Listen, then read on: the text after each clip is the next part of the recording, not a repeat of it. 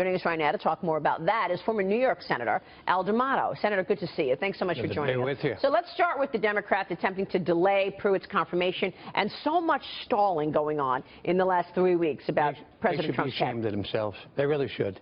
This is nothing but obstructionism. It's one thing where you have legitimate questions and concerns, etc. It's another when you try to stop someone just because it's the Trump administration, it's the Republican administration. The Republicans did not do that to Obama. They confirmed his people. We did not do it when we were in the Senate with Clinton. We approved his people. Yeah, sure, there may be one or two nominees that you can't approve, etc. But this has never been heard of, this kind of obstructionism. And so Trump has a right to be angry, and he should call them on it. Yeah, and I would say, you know, you have to say that one of the reasons that travel ban was, you know, bungled and not executed as well as it should have been is because he didn't have his team in place. Taken. I mean, he didn't have Rex Tillerson. He didn't have Jeff Sessions advising him on this stuff. Right, but that falls on the administration as well to wait until you have all your ducks in a row and roll it out in a way. And communications was a huge problem. Huge problem. Again, you have to talk to the American people. He's so good at it. But you have to talk to the American people about what is in this travel order. And finally, which we should mention, he's hired a communications director. He has. Which we just found out last night. Well, the president's nominating Alexander Acosta as the labor secretary as well after Andy Posner withdrew in the wake of questions surrounding his business record and personal issues. A number of Republicans plan to vote against confirming Posner. And Senator, he just said, you know what, I'm not going to do this. Does this say anything about the relationship between the president and the Republican lawmakers right now? Well, look, the Republican lawmakers are very edgy right now. And I think you touched on one of the things. The seven-nation ban, and it wasn't a ban, but that seven-nation could have been explained a lot better. And you give a little time for the implementation, but because he did not have his people in place, he wasn't able to do that. Had he had his Attorney General and the Attorney General's people, his own in there, that wouldn't have taken place. Have you ever seen a time, even going back to when you served in office, where there's been so much bipartisanship? Because we were talking about how divisive it is right now and how the Democrats aren't even wanting to work. They're just automatically blocking. You even saw in the press conference yesterday, Donald Trump actually was talking about the Congressional Black Caucus and how he can't even talk to him. He's reached out to Cummings. Cummings won't even respond to him. What can he do to counteract this? And have you ever seen it before? Well, this is horrific. And I think he has to call it for what it is. It's political obstructionism, and put it out there. And then I think the administration has to work in saying it's one thing to protest. That's fine. That's the American way. Raise your voice. It's another thing to riot. It's another thing to do what they did in Berkeley. Terrible. And say, why weren't there any arrests? There you saw pictures of people, arsonists, people breaking into stores, people. That's not the American way, and we have to stand up.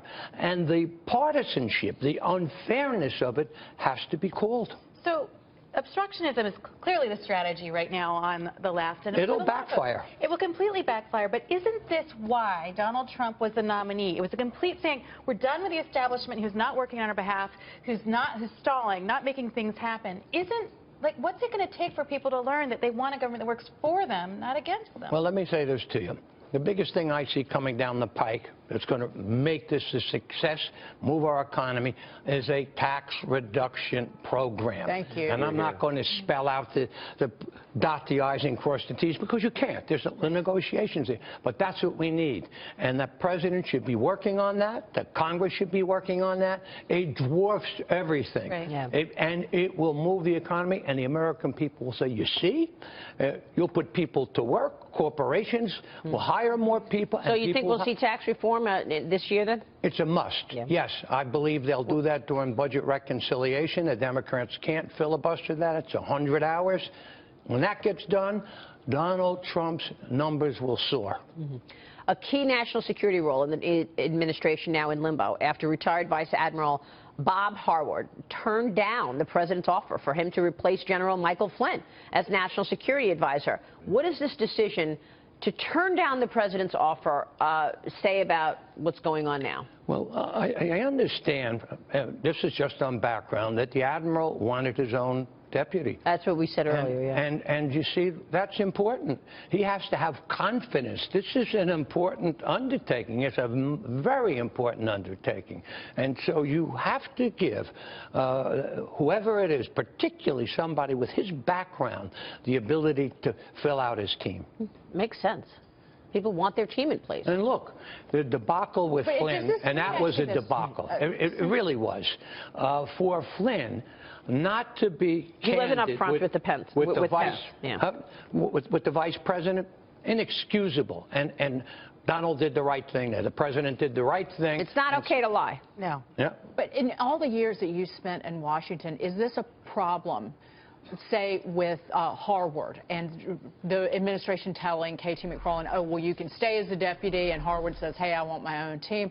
Is this a problem of a businessman coming in from the private sector, coming into Washington, where you can't quite run parts of the government the way that you would a private business? Because, again, when you're running a private business, you're in charge of everything.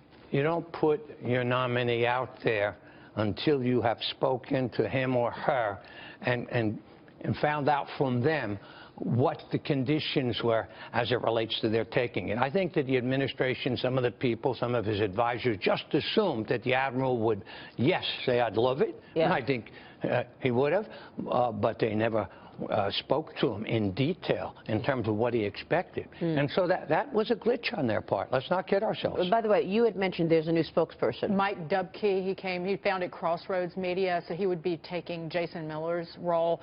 But communication, as great of a communicator that Donald Trump is, they need better messaging about across the board. Sean Spicer has been doing both jobs. Yes. And that's part of the problem. I mean, I think that a lot the failures was with the travel ban was as much a communications failure as it was a policy failure. No, that's a great point. Senator, good to see you. Great to be with you. Thanks so much. Senator Al D'Amato there.